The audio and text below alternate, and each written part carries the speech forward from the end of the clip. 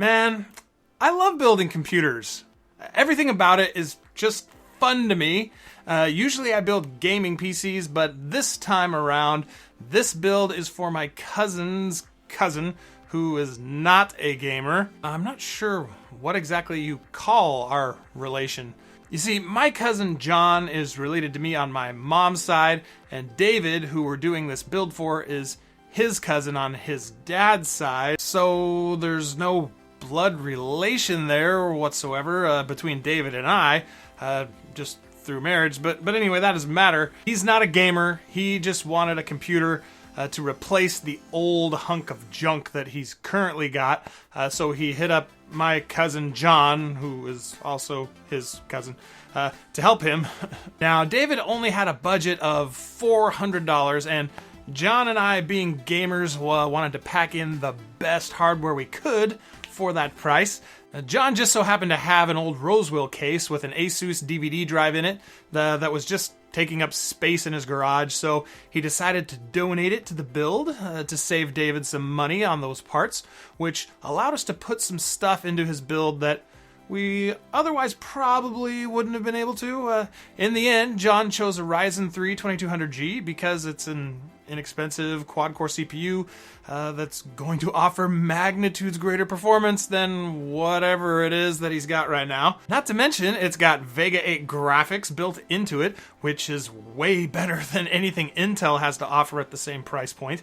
A Gigabyte B450 motherboard, 16 gigabytes of Corsair Vengeance LPX DDR4 clocked at 3000 megahertz, a 960 gig ADATA SSD to make the PC feel a bit snappier, and a Corsair 450 watt power supply.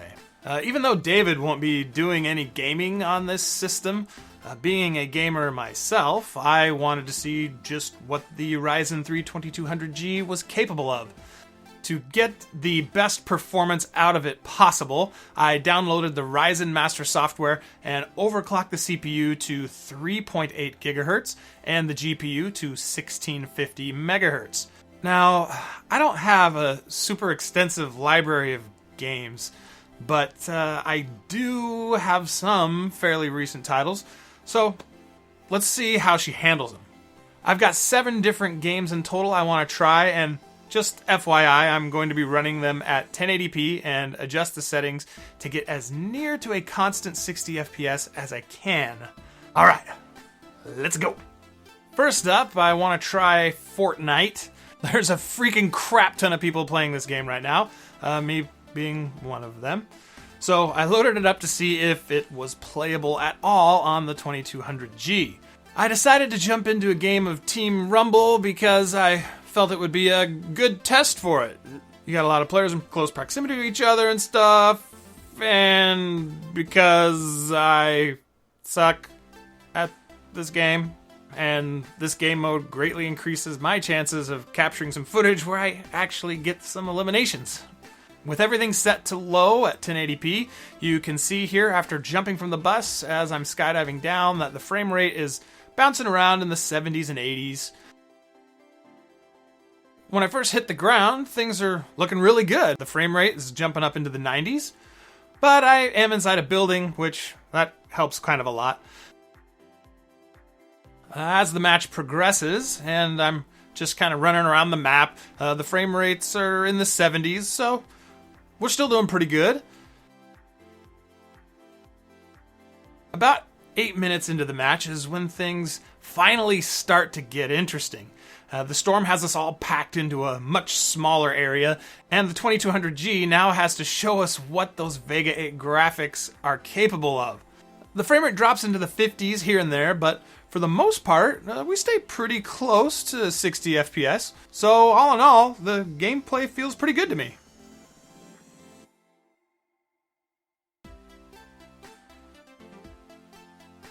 Another very popular title at the moment that I want to try out is Apex Legends. Until making this video, I hadn't played this game at all, so you guys get to see my very first and only match I've ever played. Once again, I set the resolution to 1080p and put all the graphics settings on the lowest possible selection. While in the dropship, I was around 30 FPS. And once we jumped out, that number dropped into the 20s. Definitely not a good sign. However, once we hit the ground and started looting, things began to improve a little. While running around outside, the frame rate was in the 40s. Inside buildings, the frame rate would move up into the 50s and even into the 60s. But you can see that didn't really last as it dropped back to the 30s and 40s when we got into a fight with these guys.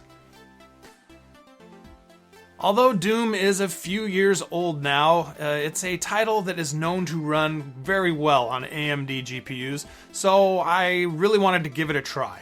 To get up to 60 FPS, however, I had to put all the settings on low. Even on low at 1080p, I think the game looks pretty good. Once I'd killed all the enemies in an area, the frame rate wasn't bad either. It stayed in the 60s and even got up into the 70s at times. When there were a lot of enemies on screen, the performance did of course dip down a bit. Right now you can see it's in the 50s, occasionally dropping into the 40s. I know some people will say that anything below 60 FPS is unplayable, but I was still having fun and honestly couldn't tell you I noticed much of a difference. My monitors are 60 Hz panels, by the way. Another game that uses the Vulkan API is Wolfenstein 2, the new Colossus. And like Doom, I ran it at 1080p with all the graphical settings on the lowest option, and it was just barely able to run around 60 FPS. Most of the time, it was in the 50s. Like Doom though, even on low, the graphics look pretty good. The frame rate does leave a bit to be desired, but the graphics don't look bad. Okay, let's switch gears a little bit and take a look at Rise of the Tomb Raider. I know this game has been supplanted by Shadow of the Tomb Raider, but I don't have that game, so this is what we get. At 1080p, even on the lowest quality settings, I wasn't able to get close to 60 FPS. Okay, I take that back. Right here as I'm climbing up this tower and looking at the sky, it made it, but other than that, our frame rate struggled to make it out of the 30s. Since Tomb Raider isn't a super fast-paced game like Doom and Wolfenstein, I kind of give it a pass here. Although I prefer the smoothness a higher frame rate offers, in my opinion, you can still play this game on the 2200G.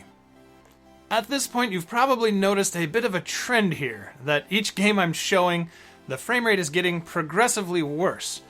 And this sixth title is the worst of them all. Ghost Recon Wildlands is pretty well known for being a very demanding title when it comes to hardware. But I wanted to see if playing it on the 2200G was possible, and at 1080p, you guessed it, on the lowest possible settings, it was barely playable. The frame rate was pretty consistent, which is good to see, but it was consistently in the low to mid 30s with occasional dips into the high 20s, which didn't offer the best experience. Now, I don't want to end this video on a sour note, so I've got one last game to throw into the mix. Everything I've tested so far are all either first-person or third-person style shooters, but I am also a fan of real-time strategy games, and StarCraft 2 is one of my all-time favorites. It's kind of hard for me to believe that it's almost been 9 years now since StarCraft 2 launched. Freak, I'm getting old. All my other tests got me used to setting everything on low, so that's where I started with StarCraft 2, but quickly noticed that I was getting nearly 200 FPS, so I bumped settings up to high, which got us right around 60 FPS, which is what my goal was for this video. There really is a big difference in the graphics from low to high in this game. Although the 2200G wasn't able to reach 60 FPS in all the games I tested, I was still impressed with the performance I got out of it. I mean, being able to play Fortnite and Doom at 60 FPS, albeit on low settings, is pretty cool when you consider there is no dedicated graphics card in this system. One thing I could have done to help the frame rate in all of these games is to lower the resolution to 720p or something. But I ran out of time and wasn't able to try that because David was ready to take delivery of his new computer. My feeling is that the 2200G is more meant as a general everyday use processor. It offers nice quad-core performance, and having the integrated graphics on there is a nice bonus. The fact that it can play games is pretty cool. As demonstrated in this video, it's going to offer the best performance in older or less demanding titles. And I think it'll be able to play popular esports titles like CSGO and League of Legends absolutely fine. Well, we're at the end of the video now. Thanks for watching and sticking around until the end. I've got a little experiment I want to try. Most people quit watching videos at this point, so I'm curious to see how many people actually watch until the end versus the number of views. So if you would please type pumpernickel in the comments and how many views the video has afterward, that would be awesome. So what I mean is type in pumpernickel, and then if there's like 10 views, then type 10. So pumpernickel 10. Thanks. Okay. Now back to my usual video outro stuff. If you enjoyed this video, please give it a thumbs up before you head out. Subscribe to my channel if you're interested in seeing more content from me. And if you're interested in purchasing the components featured in this video, please check out my Amazon store. I've placed a link in the video description where you can pick all these things up. Thanks for hanging out. I hope you have a fantastic day, and we'll catch you in the next one. Later.